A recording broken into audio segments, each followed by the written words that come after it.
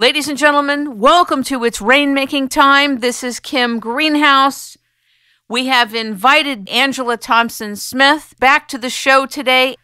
She is a professional remote viewing trainer, teacher, a researcher, a former nurse, and an author of many books. One we will be discussing today called Remote Perceptions, Out-of-Body Experiences, Remote Viewing, and Other Normal Abilities. Now, if you've been listening to It's Rainmaking Time, you know that we have really gone in to do our due diligence about remote viewing. We've interviewed several of the people on the Stargate team, Lynn Buchanan, Paul Smith, and others, and we interviewed Angela many months ago, and it led me to actually have her become my teacher and my staff and associates, and she flew here to Pasadena area. We spent 5 days with her in session, and I have to tell you, it was the most mind-blowing experience. I've actually invited her on today to discuss remote perceptions and to talk about the actual training from the point of view of having been her student.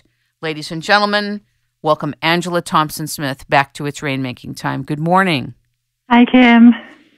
All right, for those people who have not heard about remote viewing, don't have a context for it, I want to talk about what it is first. Lay it out for us again, please. Right. Remote viewing is a trained ability, mental ability, using the mind to access information from a distant location, whether that's across the room in an envelope or across the world, using something other than the known five senses, which can access objects, events, locations, and people, sometimes in quite great detail. Now, from my reading and my interviews, and now having been your student, it is clear that controlled remote viewing as a protocol is very distinct and very different from simple intuition. Describe why. Right. There's something called spontaneous remote viewing, and Ingo Swann, who's talked about as the father of remote viewing, says that there is a natural ability that we all have, which is called spontaneous remote viewing, in which we can pick up information, sometimes at that moment or in dreams or in meditation. But it's not as complete as something you pick up through a structured protocol like controlled remote viewing. This is going to sound like a testimonial, everybody, but I did take her course. So I'm going to be speaking from having been in her course. I always knew I was very intuitive. I have psychic ability, meaning on behalf of other people, a lot of times I'll hit the nail on the head about a situation. Usually it's business-oriented or health-oriented. I don't offer intuition services for a living, but it's part of the faculty of what I do. But I never, ever felt that I was psychic in terms of being able to predict or to give incredible detail into things.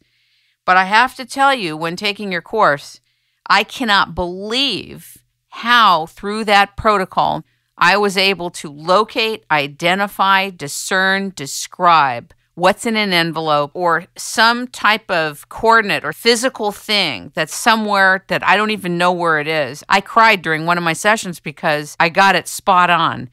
It's kind of like the distinction, Angela, between thinking you know something, you have a sense of something, and then having total confirmation that that capacity is real and doable and accessible. It's totally mind-blowing. That was my experience. Mm-hmm. And I've had many students who have had that same experience.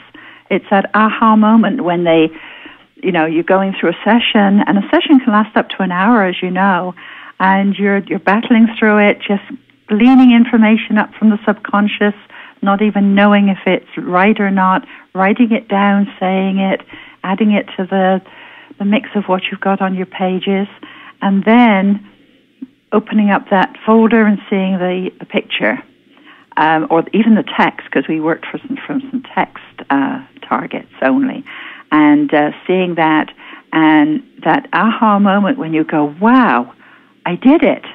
And it really is an emotional experience for many students. No matter how much you can describe what remote viewing is, And I understand it really, from Ingo Swann's point of view, should be called remote perceptions, which is actually the name of your book. Yes, use all the senses. Exactly. It's an experiential paradigm shifter when you realize the way in which we define what's accessible to us, the whole lid is taken off of that. The whole mindset is opened up and expanded, and there literally is no limit for what you can access. From an experiential place, it is so different when you have access to that. It changes your life because after that, nothing is really hidden. You know that you can remote view anytime, anywhere, anything. There are certain ethical considerations that come in. You don't go and start remote viewing your ex, you know. Right. But it can be used for humanitarian work, for business applications, lots of other work that you can do with it. What do you think about the work of James Van Avery? I read some of his work about future memory. I think that's valid because I've actually had students do that in an open-ended course where we do not controlled remote viewing, but more spontaneous remote viewing. And I've had students go ahead in time, then look back at a particular point in time that they want to find information about. And I'll give you an example. One student wanted to do the exercise, so she cast her mind from where she was in the class at point A to point C, which was a couple of weeks ahead, past the point at point B where she wanted to get the information. So she went to point C and then remembered back to B, because B by that time would have already happened. It makes a whole mockery of time. And what she perceived herself at point B, which was 2 weeks from point A, where she was in the class. She saw herself in a tropical location with tropical flowers, humid and moist and beautiful, birds singing. And she wrote all this down and said, reported back to the class, well, there's no way. I have no plans to do anything like this or go anywhere like this. But then when she was in the intervening 2 weeks, her daughter had started dating a Hawaiian and invited them all out to Hawaii. That's great. She found herself in Hawaii at point B. And it was like, wow, here I am. And she sent me a letter saying what had happened. And that's called future memory. So you're remembering back. Rather than looking forward, you're remembering back to something that's happened in the future. Is anything really happening at the time frame we think it is? I think a lot of it is there, waiting to happen, but we still have some free will. Talk about that. I believe in free will. I think that every decision we make, whether it's A, B, or C, changes our random walk in the future. So we go, okay, decision A, then decision C, decision B. Every single decision we make changes the future. But it seems like we're heading down a certain path that maybe the decisions in the past have headed us in that direction. And there's also the quantum mechanics, which I don't fully understand. I'm not a physicist, but that time events are rolling along like a wave, and in that wave are particles of events. And perhaps by choosing a particular or viewing a particular future, we collapse the wave. We make that future more likely to happen. So do we really manifest anything? I think we can. Talk about that. I've proven that for myself. I've set in motion certain expectations, and I know that we have to do the behaviors too. We have to put action in and work to go in a certain direction. But there have been things that have happened in my life and people that have come across my path that have been amazing, and only through manifestation. I wonder if it's actually you doing the manifesting or if it's actually happening on its own, if the future is just coming toward you. Could be. Who knows? There's still some magic in life, and I think we still have to have some things that are unknown and mystical and magical. Talk about your relationship with Ingo Swann, how you met him and what your experience of him is. Right. Ingo's a great guy. He's a bit of a curmudgeon, and he won't mind me saying that. I'm sure he'd agree with me. He lives in Manhattan. He's getting on in the years a bit now, and I met him back in, I think it was 93 or 94. I'd been working for Robert Bigelow, and as a research coordinator, he sent me out to Manhattan to do some work with one of the UFO guys. And at that time, I was writing Remote Perceptions, and I'd got the basic manuscript, and I thought, I'm going to ask Ingo Swann if he'll write the foreword for me. Ingo didn't know me from anybody, you know. But I was, at that time, I hadn't married my ex-husband David, but David is the brother of Paul Smith, who Ingo trained, so there were some connections. So I wrote to Ingo and said, you know, I'm coming to Manhattan, I'd like to meet you, and ask you to write the foreword for my book. So he very grudgingly said, okay, well, let's meet at the diner, and we had lunch, and he was delightful. And he said, absolutely. After we talked for a while, he said, sure, I'll write the foreword for your book. And from then on, we've had a wonderful friendship. I know I can go to Manhattan and call him up and go visit, give him a call on the phone, which I need to do, because I kind of lose track sometimes. Give him a call, see how he's doing. So there's a nice ongoing relationship, and he likes to know what's going on in the RV field and who's who and what's happening. Now, there's different kinds of training in remote viewing. Not that the protocol is different, but each practitioner has a different signature of what they imbue it with. What has been your experience? You have learned from Lynn Buchanan and from Paul Smith. Talk about that. Right. Each of the teachers brings with them a particular training style, the way they carry out the courses. Paul's is very traditional. He tries to follow what he learned from Ingo Swann in the unit and SRI. So he gives essays. He has you take notes during the class. He trains, it's like boot camp, RV boot camp, because he's, you know, one of the ex-military majors. He still is a major. And it's a very intense, very rigorous training, and you learn a lot. Lynn Buchanan has a more laid-back style. He has larger classes, lots of anecdotes, still a very thorough training. He was asked, after Paul had started training, there was some kind of confusion about whether he should use the same terminology as Paul. And there's some discussion about how that came about. But Lynn's terminology is a little different. So, you know, you have to adapt to that if you go from one training to another. But with Lynn, it's a more colorful, more open, lots of anecdotes about the history of remote viewing.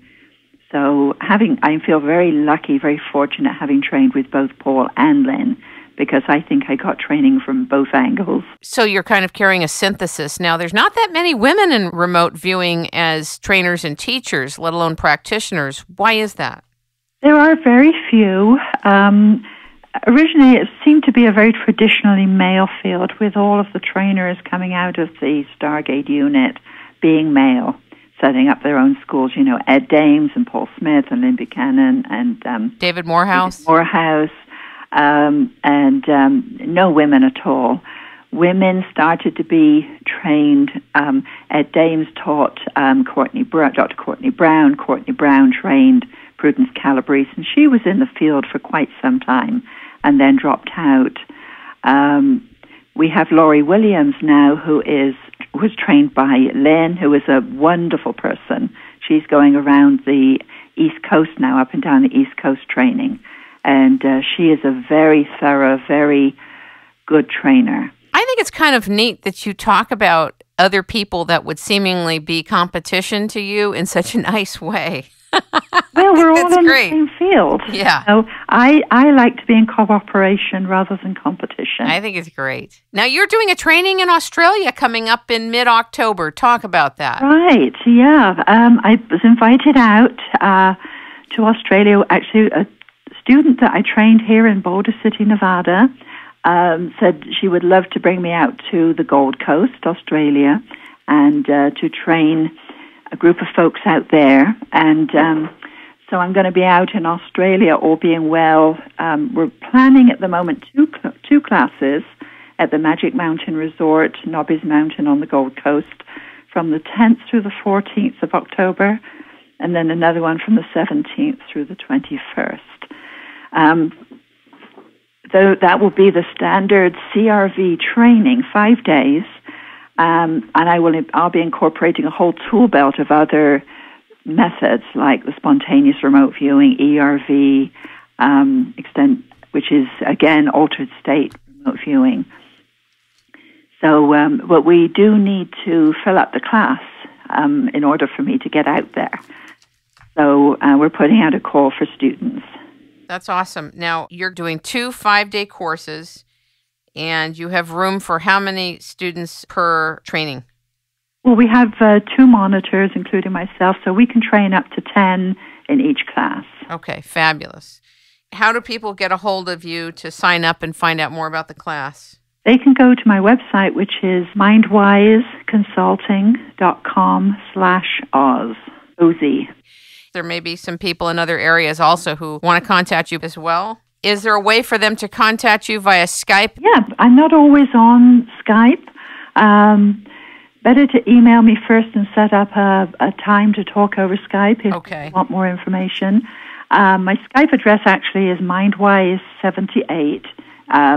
They can take a chance and see if I'm on, or they can email me at mindwiseconsulting@googlemail.com. I want to talk about a few difficult things in your book, Remote Perceptions. Very difficult because they are the future remote view. Now, I understand that the future is much more difficult to remote view than the past or the immediate present, if there is such a thing as the present. Paul Smith said the present is often the interface between the past and the future, and by the time you recognize you're in the present, you're not in the present anymore. And I've been told that the future is much more difficult to remote view. Do you agree with that, or do you disagree with that? It's only difficult in that you rarely get feedback until the events have happened. So you're working really blind. With events in the past, of course, you can get actual feedback. Stuff that's happening right now, you can get feedback, which is somebody can tell you, yes, that's correct or not correct. The future, the further out you get, the more difficult it is. I've actually done viewing 8 years, had feedback after 8 years, and got a lot of the information correct. So the future viewing is more problematic. A lot of the questions about time and space come into play. But I go ahead and do remote viewing of the future anyway, and then wait and see what happens. Well, if remote viewing is what I understand it to be from having spent 5 days with you and doing all of these interviews and research on it, it would seem to me that the protocol allows you to plug into the future. But I want to talk about a couple of futures that you have had the courage to put in your book. In 1992, you did a remote viewing about the next 20 years, and you remote viewed the next big quake. Right. In the New York, New Jersey area, the city of Manhattan. And I'm not saying this to try to scare the audience, but it's bold enough to have put in your book, so if you don't mind, I'd like to talk a little bit about it. Right. This was a project that was given to me by a group in California, and I knew left brain, logically, they were thinking about California. They asked, when will the next big one occur? It was a front-loaded project. I used ERV, which was the more spontaneous type of remote viewing rather than controlled remote viewing. And what I did was set my mind, I set what their expectations were aside and said, okay, let me look and see what the next big one will be that will cause Earth changes. That was what they were specifying. And I started seeing all these people running around, and first of all, I thought it was Chinatown in San Francisco. And I'm going, this doesn't look Western. It doesn't look like San Francisco. And as the viewing proceeded, I saw with my horror this was Manhattan. And I followed it through. It was a very difficult viewing to do because it was very traumatic. And basically it was a very large earthquake that happened in Manhattan in the future that basically splits the island in two. And I hope I'm wrong. When I do future viewing and it's a negative viewing or something bad happening, I hope I'm wrong. And I don't have any investment in being right because I don't feel, that's a good thing to do. But I hope I'm wrong. But I report what I perceive. Have you ever met other people that saw something similar who were remote viewers? Right, after the fact. I haven't met and talked to them, but the taskers, when I sent them all my information, said, oh, this is what Joe McMonigal had viewed, and another remote viewer, and another psychic, and, it matches what they perceived. I've never actually seen their data. And then I found a magazine, the New York magazine. It wasn't the New Yorker, but New York magazine. And there was an article in there saying, not if, but when, the next big one in the Big Apple, and lots of information about fault lines and the potential for a big one in the Big Apple. Then it happened at night, it's dark. Of course, you've got all the underground rail lines, you've got traffic, you've got water lines, gas lines, a lot of utilities that traverse Manhattan. And then, the possibility of, how do you pick up all those people that are in that devastation? Because it doesn't just happen right in that center, it affects the whole island and part of the shore, the coastline too. So it was pretty traumatic. Now, that was in 1992. For it to be within 20 years, that would be up to 2012. When you do a task like this, what do? You put down in the task that you are looking to identify something within the next 20 years, and then you're plugging into that timeline, correct? No, it's done the opposite way. Okay. It's an open-ended search. And then after the fact, it's a question of, well, when is this going to happen? Okay. That's the question after the fact that the taskers had asked me. And that is very nebulous because there are ways within different protocols to look at timelines. Right. As we did a little bit of in the class. Yeah, that's what I thought was so interesting. Yeah, but I didn't do timelines for that particular viewing. Right. It's just off the top of my head, the gut feeling of when it might be. Do you think that anybody would even be open to preparing? Is there a way to prepare for such a thing? What I put in the book were some things that were going to happen beforehand. For example, there would be escapes of gas. There would be aerial lights, which are seismic, that are precursors to earthquakes. So just to be aware of the events that happen before earthquakes, and if those start happening, get to higher ground. And I want to talk about another thing that really upset me. I want to talk about Melvin Pruitt, and I'd like to talk about your RV work of 2030, this mass exodus from the Northern Hemisphere. I think that there are a lot of people that are now receptive that maybe wouldn't have been receptive in 1987 when you remote viewed it. Can you talk about it? What I perceived, and this again was an individual that gave me the tasking, and I had the first look that I took was I went to various Northern Hemisphere cities and found them empty. I'm going, what on earth has been happening here? And then I looked again and I found that what I perceived was that the atmosphere around that particular time had dramatically declined. Everybody thought the atmosphere was has been improving, but it suddenly deteriorates for some reason. Now, we've seen indications of this with the Icelandic volcanoes. It could be on a par with something like that in the future, but the atmosphere just suddenly deteriorates, and there's an exodus of people from the northern hemispheres down to the Mediterranean regions. And that lasts for about 50 years. The atmosphere starts clearing and people start drifting back. Some people don't. They stay, they acclimatize. You can imagine over 50 years people intermarry. They like the lifestyle where they are and they stay. But then some people start drifting back up to the northern hemispheres. When you first saw that, how did you feel? Not as horrific as the Manhattan quake, which was a very acute shock. But it was, again, I hope I'm wrong, but it seemed pretty definite. It seemed like this was something that was going to happen. You said it's dramatic and unexpected. When you talk about Exodus, that's huge. It's huge. Yes, it is. And we're not that far away. We're in 2011. That doesn't leave us many years, 19 years, right? Well, I feel it's going to happen before that. Really? I just have that gut feeling, yeah. Wow. That's a huge, huge thing. Do you think that there's anything that can be done to stop it? Well, there's always the free will.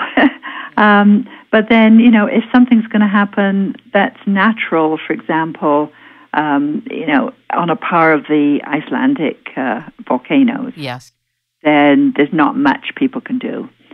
Just be aware, be flexible, be aware of your environment, adapt to what the environment's doing. If you don't like where you are and the atmosphere changes, then it's going to be a natural move for people to go to an area where they can breathe. And it's not the end of the world. You talk about people moving to equatorial countries. I saw them moving to places like the Mediterranean islands and the Mallorca, Corfu. Right, mm-hmm. Yeah. Around that area, that would seem to be like the two of the main places. But of course, those islands aren't going to hold everybody. No. From the northern hemisphere. So there'll be some distribution around those areas. You said one of the biggest concerns would be food. Well, yeah, because, imagine the trek, because there will be some transportation, but that's going to be a long trek, a long journey to get down there. People are going to die. But people will survive, and people will have to adapt. There will have to be new lifestyles, people living in groups rather than independently as isolated nuclear, small families.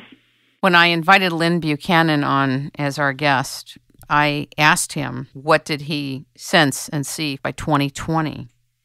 He said that he saw us returning to an agrarian society. It's pretty stunning because those that are walking around with iPads and iPhones and everything is electronic and life revolves around your cell phone, once you're hooked into that, you cannot imagine all that going away. Or particularly young people. That's all they've known. They've grown up with cell phones and iPods and iPads now, and that's their life. They're in the electronic age. Do you remember Melvin Pruitt? The name rings a bell, but I'm not quite sure. He's a physicist that got a patent on an air scrubbing technology. Oh, right. That gets rid of smog, like a 600-foot cylindrical technology that scrubs the smog. Right. That was the feedback I received after 8 years. I had done a viewing way back in 1988, 89, and what I was tasked with was what technology can be discovered or invented that can clear ozone from the atmosphere, from our immediate atmosphere. And I saw these large chimney-type devices that scrubbed the air, scrubbed all the dirty ozone out, and then lofted it up to where it was needed, and put it aside because I didn't see anything happening, just kept it in my files until 8 years later I was on a plane and I opened up an airline magazine, and there was this article about Pruitt's scrubbing towers. How interesting. And it was like, aha, there's my feedback. Let's talk about the rings of Saturn, That was very, very interesting. It would seem ordinarily to be a way out there type of task, but I want you to talk about your remote viewing work on the rings of Saturn. How did it start? What were you looking for? What happened? Well, again, this was a tasking from the group in California, and they had read Berglund's book, I believe it was called The Ringmakers of Saturn. Right. And I didn't know, I'd never read the book, I didn't know that was what they were looking at that particular time. But they asked me to look at the rings of Saturn with a few specific questions. And I did the project using extended remote viewing, the spontaneous remote viewing. And what I saw were a lot of anomalies in the rings. They asked me, the nature of the rings, and I've written in the book about the specifics, and I didn't get feedback on that until about 2 years ago, when the Cassini probe, which had been sent out from Earth, finally reached the rings of Saturn and was sending back information. And I read an article about the rings and what the Cassini probe had found. And again, I got some confirmation of some of the perceptions that I had about the rings, which were unknown at that time. Your book was written how long ago? It was, I think, 98. And I've got a copy here. Yeah, it's actually now out of print, but I do have copies, and you can get copies on Amazon. Yeah, it was 98. 1998. It's sort of a bit out of date now, and I'd love to rewrite it. I think that would be a neat project. But I still think that to put what you saw in your remote viewing sessions really bold, right? And very courageous, because your reputation's on a line when you put it in print. Right. Well, the fact that quite a bit of what I'd perceived has now been validated, so I don't feel it's such a risk now.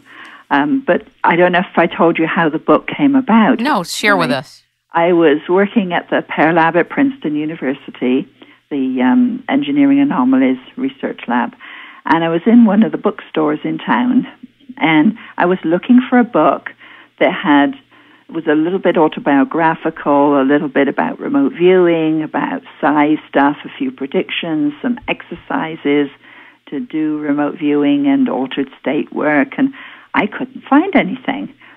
And I was looking through the shelves and going, well, where are these books?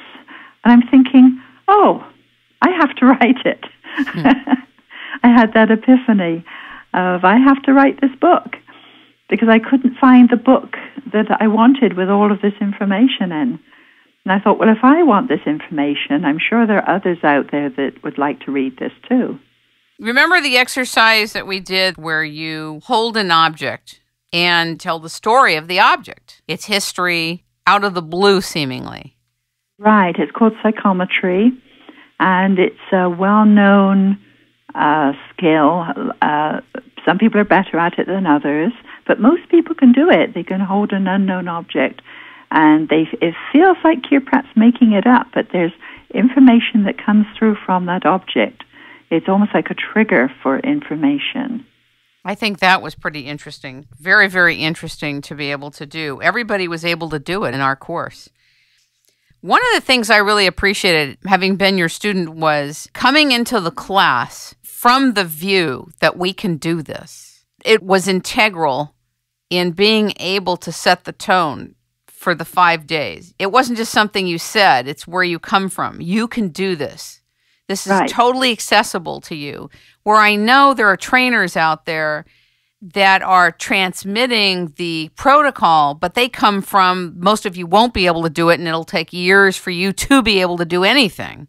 Mm-hmm. And I think the paradigm of the teacher and the consciousness of the teacher, what they're imparting, not only in the formal transmission of the protocol, but in the meta message, is very important. Right. I try and stay very positive. I feel that I'm a catalyst for people learning. I try and make my classes very accepting and comfortable because that's how people learn. They come in and Because a lot of people come to the class going, oh, gosh, fear of failure. And also fear of success. If I get it right the first time, am I going to be expected to get it right all the time? So I try and dispel some of those expectations from the beginning and say, you can do this.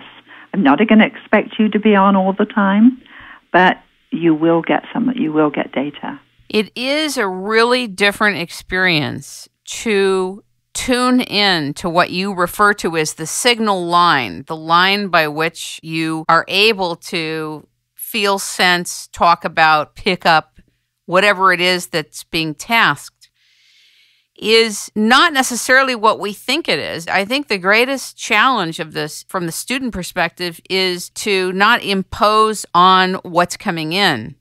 A lot of times what appeared to me to be coming in didn't make sense to me, but just because it didn't make sense to me didn't mean it was wrong. See, that's the whole thing, is getting out of the way of our opinions about what's coming in. Right. You've got to get out of that left brain, I know what this is, attitude, and just let that information come up from the subconscious. Write it down, say it, draw, sketch, model, whatever comes up. Because your subconscious knows what the information is. And you have to get that left brain ego out of the way. And that's partly why the protocol, the CRV protocol, was designed, because it occupies the left brain with writing and saying. So it keeps it busy. And you have to declare every time your left brain goes, oh, I know what it is. It gives you a big picture of something. Then you have to write it down, declare it, and then move on. The left brain is definitely addicted to figuring it out and naming whatever it thinks it is. Yeah, and of course that's very simplistic, left-right. We're always using left-right together. But in simplistic terms, the left brain does get in the way very often in intuitive work. Describe what you consider to be the subconscious and how it works, and why the subconscious is the ground by which the remote viewing protocol is able to happen. Well, the subconscious is a metaphor. There's no real hard and fast. You can't go and say, okay, look at the brain, look at the mind. This is where the subconscious is. It's it's not something you can dissect out. It's like looking for memory. Where's memory? And it has the same thing about what's love, what's hate. It's a metaphor. But it's part of our consciousness that is able to be non-local. It's not always resident in our head or in our body. It can travel. It can access information. It can be within us and access information. It stores information. It doesn't analyze. It just shoots up the information into consciousness. And there's deductions that we perceive a huge, vast amount of information, and only a small bit of it, small part of it, makes it up into our conscious mind. So we're accessing our environment all the time into our subconscious mind, and then bits and pieces trickle up into our consciousness. So what the protocol does, what remote viewing does, it facilitates accessing information from our subconscious. One of the greatest ahas experientially in being in your class was the experience of the profound nature of non-locality. I mean, you and I can talk about non-locality, but if I hadn't taken your course, only you will have experienced access to it that you can talk about and recall readily, right? But right. I wouldn't have been able to know what that meant, non-locality. I want to talk about that because there was somebody, I don't know if it was Ingo Swann, felt that it will be the greatest discovery in science that ever was. The concept and the reality of non-locality. Talk about that. That sounds like Ingo or maybe Russell Targ, that we are not just flesh and blood, physical lumps of meat. We have a spiritual aspect. We have a mental aspect to us. Mind that, although the purists, the behaviorists say that it's not non-local, it's just the workings of the mind, the electrical workings workings of the brain. I've had out-of-body experiences since I was a child, and I write about that in Remote Perceptions. And I proved to myself through self-discovery and experimentation that I could, in my teens, go to a location, perceive what was there, come back, and then go check my perceptions with other people, that I actually could perceive what was at a different location. The mind can be non-local. There are certain theories about monism and dualism. Monism is the theory that mind and body are one, and the mind doesn't go anywhere. It's just the workings of the brain. The dualism is that the mind and body can be separate, perhaps are separate most of the time, and can travel and access information at different locations. And perhaps both are right. You know, I can be in a monist state when I'm sitting focused very intently on a task. Mind and body are working together very closely. Or I can be non-local in a dualist state when I can be out accessing information for a project.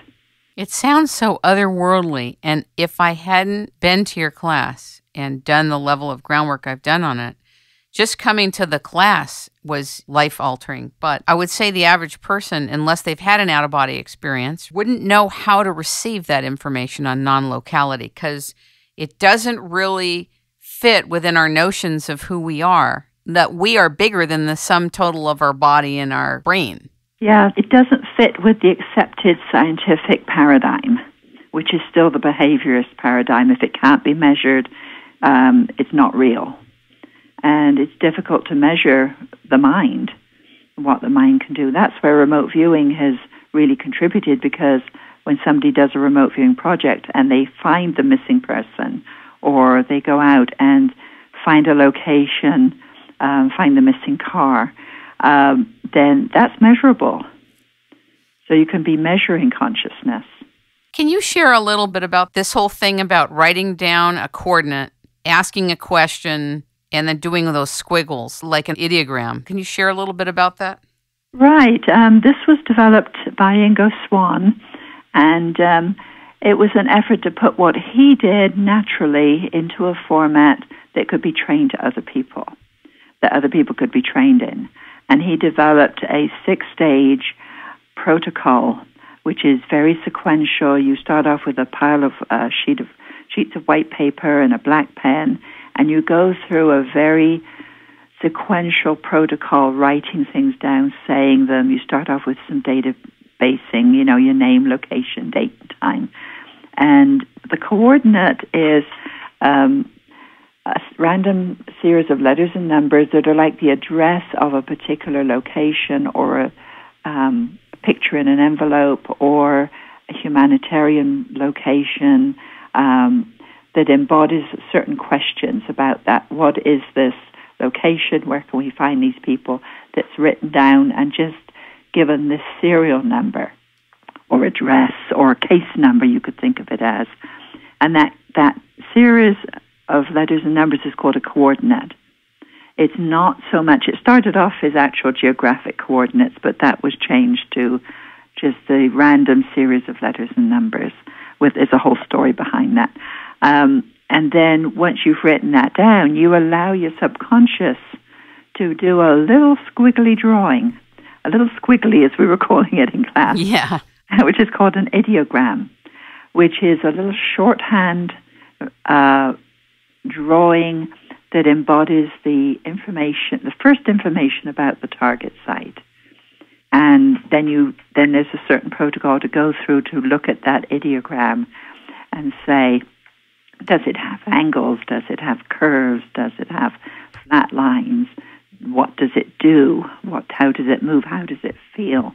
And from there, you can get your first stab at what this might be. Is this a biological? Is this land? Is this water? Is this airy? Is this a man-made? And just within that first 5 minutes, you can get your first stab at what the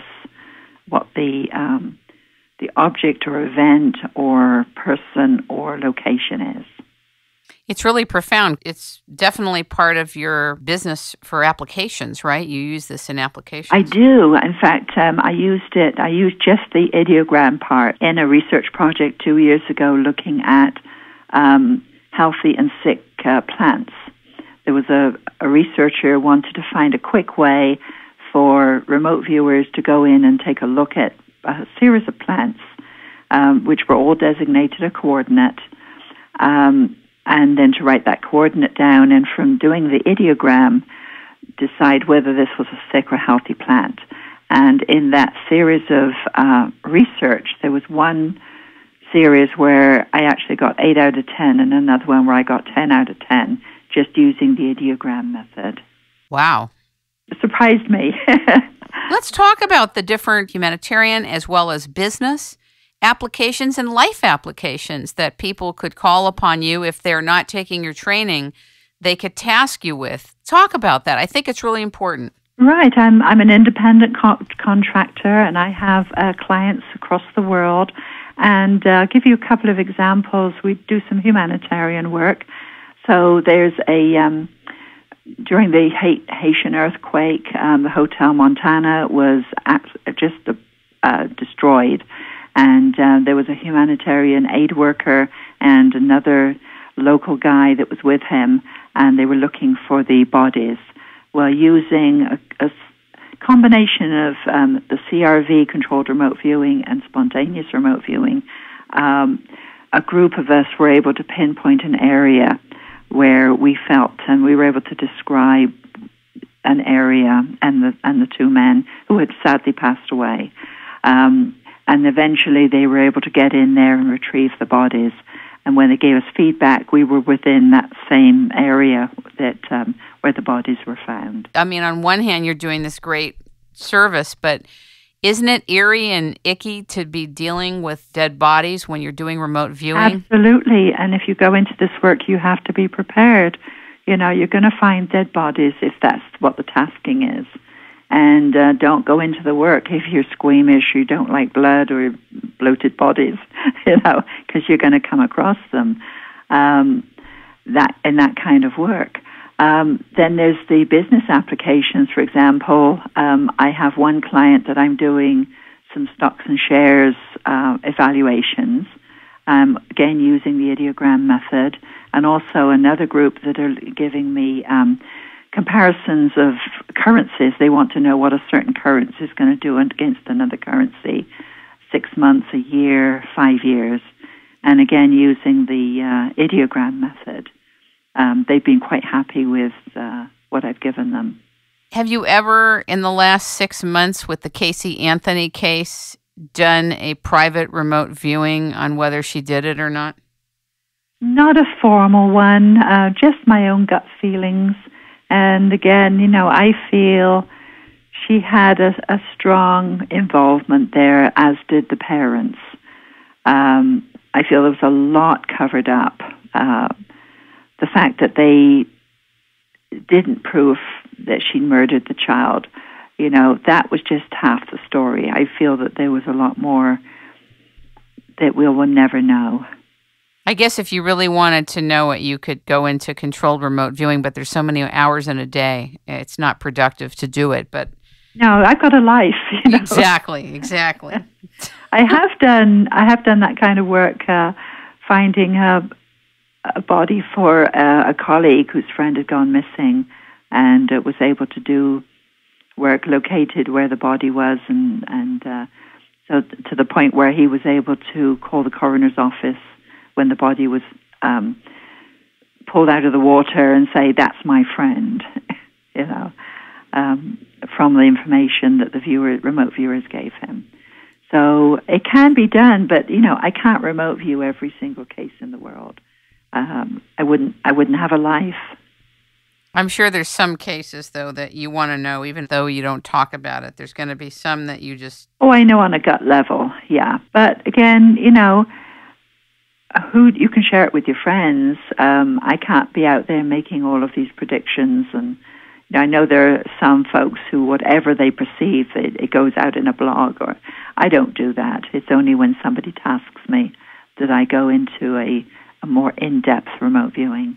Have you done any type of remote viewing at any serious tornadoes or earth events in the next year or two, besides the ones you've already written about? I really haven't. Okay. I did take a look for a client at 2012 because that was of concern, and didn't see anything. My Earth ending, let's put it that way, December 2012. More of the same of what we've already been experiencing, perhaps becoming a little bit more severe, but not earth-ending. Yeah, that's very similar to actually what the psychic twins saw and Lynn Buchanan as well. What are your greatest challenges, given that you're so far along in your craft, your ability, and also as a teacher? The fact that very few people out in the community know what remote viewing is. There has not been this is why I value programs such as yours. Thank you. That are educating people about remote viewing. Whenever you see something on remote viewing on national television or radio, the conventional programs, it's usually ridiculing it, bringing in a skeptic and pointing out that this is all rubbish. So partly that's, and I don't listen to the skeptics, I just move on and I do my own thing. So public education is a big block. When people hear about remote viewing, they think it has something to do with satellites or recreational vehicles. What about people being afraid that if this becomes too prevalent, there'll be no privacy? That's a theory, but I really haven't come up against that in any tangible way. How about the fact that everything is accessible concerning people? That's only a problem for people who have secrets that they don't want shared. But again, there's an ethics in remote viewing. I can be doing a remote viewing and pick up something about a person or a group that they wouldn't want shared. And that's okay, that I don't share it. It's not the ability to access the information, it's what you do with it. I like that you say that. Yeah, you have to act responsibly and ethically. There are some remote viewers who have done non-local access of information outside of Earth, like what you've done with the rings of Saturn. And I think the profound thing is that it doesn't really matter where you're viewing. It doesn't have to be here. It doesn't have to have the same geography as here. Can you explain a little more about that? Because that can seem so way out that it would be unreal for a lot of people to imagine, but why doesn't it matter where you're looking? In the remote viewing field, esoteric types of targets like off-planet and alternative universes, etc., have been taboo, mainly because they are controversial and not accepted by science. Some of the orthodox remote viewers have wanted to keep things very clean, very straight, just past and present, just not even future. So people like myself who are perhaps a little braver and are able to go off-planet and view things outside of this Earth. It's all part of our environment. We are part of the universe. We're part of the constellations. We are, we're not this tiny little isolated marble. We are part of a much huger, bigger picture. And so why not go and take a look at our neighbors? That's my attitude. Have you ever gone to the moon? Uh-huh. Well, can you talk about it? Sure. In fact, we did this during a class back in, it was 94, and as a fun project doing ERV, the Extended Remote Viewing, Altered State, the tasking was go to the moon, go to the back of the moon, see what's there. And what we perceived were some really odd, unusual structures, vegetation, odd things that, if you look at it from a distance, you don't see much, but when you actually get down on the surface, this is what the viewers were coming back with. It was a front-loaded project. It wasn't blind. But then years later, I saw what Ingo Swann had perceived about the moon, and what we had perceived was very similar. So, and I still have all those sketches. I've been to Europa, I've been to a lot of other planets, of course, the rings of Saturn. And what's interesting is it's very rare that you can ever find photos of the back of the moon. Why? Why? That's my question. Why? That's a great question. Yeah, I'd like an answer. What's your sense? I feel that there's more there than we have been told. Because at one time, Clementine, which was a lunar probe, circled the moon many, many, many times, taking pictures of the whole moon. And at one time, you could actually buy globes of the moon with the whole back and front illustrated. But you can't find those now. And of course, John Lear has NASA photos from way back of the surface of the moon, which now when you get those same photos, they don't show the anomalies that he found. Do you think that there's some things that we're not supposed to know from the moon perspective or from potential inhabitants of the moon perspective? Do you think that we have bases on the moon? Whatever you can talk about, I'd be interested. I feel that there is more. I don't know exactly. I really haven't done an in-depth study of what might be on the moon. That might be a future viewing. But there's definitely more on the moon than we have. We know as the public. There have definitely been cover-ups, as John Lear has shown, of anomalies on the moon that have been covered up, that have been airbrushed out of photos. Who doesn't want us to know what's on the moon? I don't think it's anybody off planet. It could be that the moon is being mined. Who knows? It could be that we're there already. Why haven't we gone back to the moon in many, many years? Why haven't there been any landings on the moon? Why has the space program been halted? There's a lot happening that I really don't know any answers for. Do you think that all remote viewers at your level are monitored? I think so. I think at some level, yeah. Viewers like myself have a skill that we can put to practical use. I try and stay within certain guidelines. I wanted to talk a little bit about a colleague of mine, Prudence Calabrese, and I think was a little bit imprudent at times. She would take classes and task the class with, what is the government's next big secret? And got herself into trouble. And eventually she dropped out of the field. And I know from colleagues' comments that she was definitely under scrutiny and eventually dropped out. So I try and be as discreet as I can, and I work with lots of different groups, and I try and stay within certain boundaries. When do you think you will have another training in the United States? Do you think it'll be after, or might you do one before you go to Australia? There's a possibility of doing one in September here in Boulder City, but that would depend on student availability. I don't have set classes, organized classes. I train people that approach me and say, hey, there's a couple of us or a group of us that would like to come out and train with you, or would you like to come out and train us in our location? So I'm always open to that.